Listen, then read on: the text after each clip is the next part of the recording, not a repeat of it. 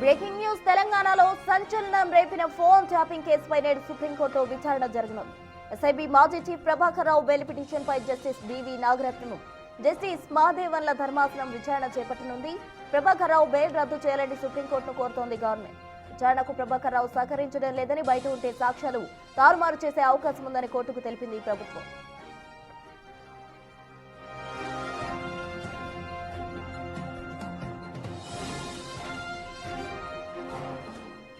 ప్రస్తుతం మధ్యంతర బెయిల్ మీద ప్రభాకర్ రావు బయట ఉన్నారు. గత విచారణ సందర్భంగా ప్రభాకర్ రావుకు మధ్యంతర రక్షణ కొనసాగించిన ధర్మాసనం మార్చి 10 వరకు అరెస్ట్ చేయొద్దంటూ సిట్ అధికారులను ఆదేశించింది. విచారణ సందర్భంగా ఆయనపై అదనపు విచారణ అవసరం లేదని సుప్రీంకోర్టు వ్యాఖ్యానించింది.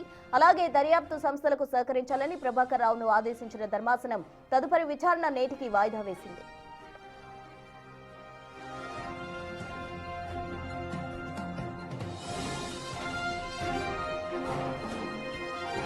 అయితే ఇవాళ సుప్రీంకోర్టు ఇచ్చే తీర్పుపై ఉత్కంఠ కొనసాగుతోంది. ప్రభాకర్ రావు మధ్యంతర బెయిల్ పొడిగిస్తుందా లేక సిట్ సూచన మేరకు బెయిల్ రద్దు చేస్తుందా అనే దానిపై సస్పెన్స్ కొనసాగుతోంది.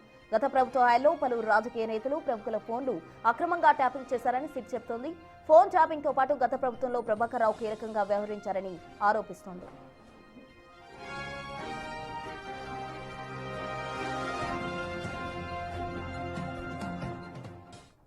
తెలంగాణలో సంచలనం రేపిన ఫోన్ ట్యాపింగ్ వ్యవహారానికి సంబంధించి ఇవాళ సుప్రీంకోర్టులో విచారణ జరగబోతోంది. పూర్తి వివరాలు మా ప్రతినిధి శివ అందిస్తారు.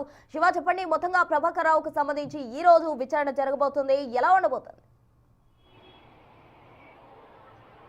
రైట్, ప్రస్తుతం తెలంగాణ ఫోన్ ట్యాపింగ్ వ్యవహారానికి సంబంధించి దీంట్లో కీలకంగా వ్యవహరించిన ఎస్ఐబి మాజీ చీఫ్ ప్రభాకర్ రావు కేసుకు సంబంధించి ఆయన బెయిల్ పిటిషన్ సంబంధించి ఈరోజు విచారణ జరగబోతుంది. అంటే తెలంగాణ ప్రభుత్వం మధ్యంతర బెయిల్ను రద్దు చేయాలని కూడా సుప్రీంకోర్టును ఆశ్రయించిన నేపథ్యంలో దానికి సంబంధించి పలుమార్లు వాదనలు ప్రతివాదనలు విన్న తర్వాత ప్రభాకర్ రావు ఇప్పటివరకు విచారణకు సహకరించారు కాబట్టి బెయిల్ రద్దు చేయాల్సిన అవసరం లేదు, కస్టడీ అవసరం లేదు అనేది కూడా ప్రధానంగా గత విచారణ సందర్భంగా ద్విసభ్య ధర్మాసనం బివి నాగరత్నం మహాదేవన్ల ద్విసభ్య ధర్మాసనం వ్యాఖ్యానించింది. అయితే తదుపరి ఈ రోజుకు వాయిదా వేసిన నేపథ్యంలో అప్పటి వరకు కూడా మధ్యంతర ఏదైతే రక్షణ కల్పిస్తూ ఆదేశాలు జారీ చేసింది, అప్పటి వరకు విచారణకు సహకరించాలంటూ కూడా సుప్రీం ధర్మాసనం ఆదేశాలు జారీ చేసింది. దానిలో భాగంగా ప్రధానంగా విచారణకు సహకరించడం లేదు, తన దగ్గర ఉన్న ఆధారాలను కానీ క్లౌడ్ పాస్వర్డ్ కూడా తను ఓపెన్ చేయడం లేదు అనేది ప్రధానంగా సిట్ అలాగే తెలంగాణ ప్రభుత్వం ఆరోపిస్తుంది. దానిలో భాగంగానే సిట్ దర్యాప్తుకు ఆయన సరిగా సహకరించడం లేదు, బయట ఉండడం ద్వారా దర్యాప్తును సాక్ష్యాలను తారుమారు చేసే అవకాశం ఉంటుంది కాబట్టి దర్యాప్తు పైన దాని ప్రభావం ఉంటుంది. ఈ నేపథ్యంలోనే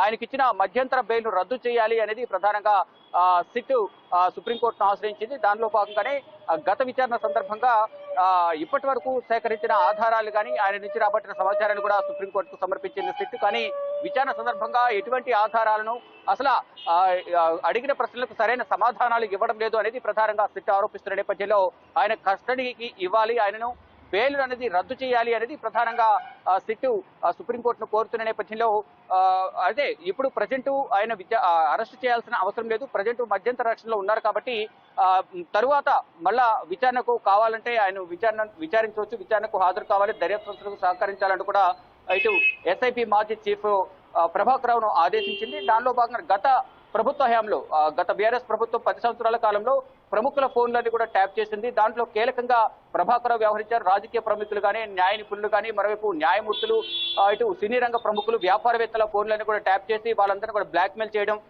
వారి నుంచి డబ్బు వసూలు చేయడంలో ప్రధానంగా ఈ ప్రభుత్వంతో పాటు ఎస్ఐబి చీఫ్ కూడా సహకరించారు అనేది ప్రధానంగా మా దగ్గర ఆధారాలు ఉన్నాయి కాబట్టి ఇప్పుడు అతన్ని కస్టడీకి ఇవ్వడం ద్వారా బెయిల్ రద్దు చేయడం ద్వారా మా దర్యాప్తుకు మరింత సహకారం అందించినట్లు అవుతుంది కాబట్టి సుప్రీంకోర్టు చొరవ తీసుకుని ఈ మధ్యంతర బెయిల్ రద్దు చేసి అతన్ని మా కస్టడీకి ఇవ్వాలనేది కూడా ప్రధానంగా ఇటు సిట్ కోరుతోంది. మరోవైపు మధ్యంతర బెయిల్ గురించి కాకుండా రెగ్యులర్ గా బెయిల్ కూడా తనకు మంజూరు చేయాలంటూ కూడా ప్రభాకర్ తరపు న్యాయవాదుల చేత వాదనలు వినిపిస్తున్నారు. అంటే ఇప్పుడు ప్రజెంట్ మధ్యంతర బెయిల్ ఉన్నారు కాబట్టి ఇప్పటి వరకు నేను అన్ని విధాలా దర్యాప్తు సహకరించాను, నా దగ్గర ఎటువంటి ఆధారాలు లేవు, వారు ఆధారాలు సేకరించలేకపోయారు కాబట్టి నాకు మధ్యంతర బెయిల్ బదులు రెగ్యులర్ బెయిల్ ను మంజూరు చేయాలనేది కూడా ప్రభాకర్ రావు కోరుతున్నారు. అయితే ఈ కేసు ఎప్పుడైతే వెలుగులోకి వచ్చిన తర్వాత ఆయన ఇతర దేశాలకు పారిపోయారు అనేది ప్రధానంగా ఇటు సిట్ ఆరోపిస్తోంది. ఒక విదేశాలకు పారిపోయిన వ్యక్తికి ఏ విధంగా మధ్యంతర రక్షణ కల్పిస్తారు, అతని మధ్యంతర రక్షణ కల్పించడం ద్వారా మళ్ళా సాక్ష్యాలను తారుమారు చేస్తారు కాబట్టి ఆ మధ్యంతర బెయిల్ను రద్దు చేయాలని ప్రధానంగా సిట్ భావిస్తుంది. దానిలో భాగంగా ఇప్పుడు ఈ రోజైతే justice B V Nagarathnam, justice R మహదేవ్ల ధర్మాసనం ఈ పిటిషన్ పై విచారణ జరపబోతుంది. కాబట్టి ఏం జరగబోతుంది అంటే ఇప్పటి వరకు విచారించిన విచారణలో ఇటు ప్రభాకర్ రావు నుంచి సిట్ ఎటువంటి విషయాలను రాబట్టింది, ఎటువంటి ప్రశ్నలు సంధించింది, ఇటు ప్రభాకర్ రావు ఎటువంటి ప్రశ్నలకు సమాధానాలు ఇచ్చారు అనేది కూడా మొత్తం నివేదిక రూపంలో ఈరోజు సుప్రీం ధర్మాసనానికి సిట్ సమర్పించనుంది. సమర్పించిన తర్వాత ఈ రెగ్యులర్ బెయిల్గా దీన్ని పొడిగిస్తారా అంటే మధ్యంతర బెయిల్ను కాకుండా రెగ్యులర్ బెయిల్ ఇస్తారా, లేకపోతే మధ్యంతర బెయిల్ను కొట్టేసి ఇటు బెయిల్ను రద్దు చేసి సిట్ కస్టడీకి సహకరించాలంటూ కూడా సిట్ కస్టడీకి ఆదేశాలు ఇస్తారనేది కూడా చూడాల్సి ఉంది. ఇక 4వ కోర్టులో 301వ నెంబర్గా ఈ కేసు లిస్ట్ అయి ఉంది.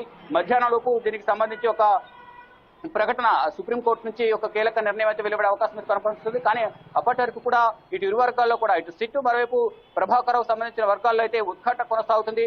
మధ్యంతర బెయిల్ రద్దు అవుతుందా, లేక రెగ్యులర్ బెయిల్ ఇస్తారా, లేక మధ్యంతర బెయిల్ను రద్దు చేసి సిట్ కస్టడీకి ఇస్తారా, అసలు ఏం జరగబోతుంది అనే దానికి మాత్రం సస్పెన్స్ కొనసాగుతూనే ఉంది. ప్రస్తుతం అంటే శివ మొత్తంగా ఈ తీర్పుతోటి కొలిక్కి వస్తుందంటారా ఈ ఘట్టం అనేది?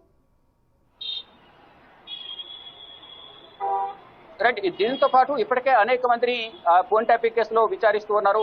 ఈ ఫోన్ ట్యాపింగ్ సంబంధించి గతంలోనే అనేక మందిని విచారించారు. రాజకీయ ప్రముఖులందరినీ కూడా ఎవరైతే కీలకంగా వ్యవహరించారో ఇటు కేటీఆర్, హరీష్ రావు, మరోపు కేసీఆర్ వీరందరినీ కూడా విచారించిన పరిస్థితి కనిపిస్తూ ఉంది. అయితే ఇప్పుడు మళ్ళా ప్రభాకర్ రావు సంబంధించి మరికొన్ని కీలక ఆధారాలు సేకరిస్తే కనుక అసలు విషయాలు ఇంకా బయటకు వస్తాయి. కాబట్టి అసలు ఈ ఎస్ఐబి చీఫ్ గా ఉన్నదే ప్రభాకర్ రావు. మొత్తం అంతా కూడా ఇతని కనుసరణలో జరిగింది ప్రభుత్వ ఆదేశాలతో. కాబట్టి ఇతన్ని బయట ఉంచకూడదు, ఈ దర్యాప్తుపై ప్రభావం పడుతుంది, సాక్ష్యాలను తారుమారు చేసే అవకాశం ఉంటుంది. కాబట్టి అతన్ని మా కస్టడీకి ఇవ్వాలి అనేది సిట్ కోరుతోంది. మరి ఏం జరగబోతోంది? ఇప్పుడైతే దర్యాప్తు సహకరిస్తున్నారు కాబట్టి సహకరించండి,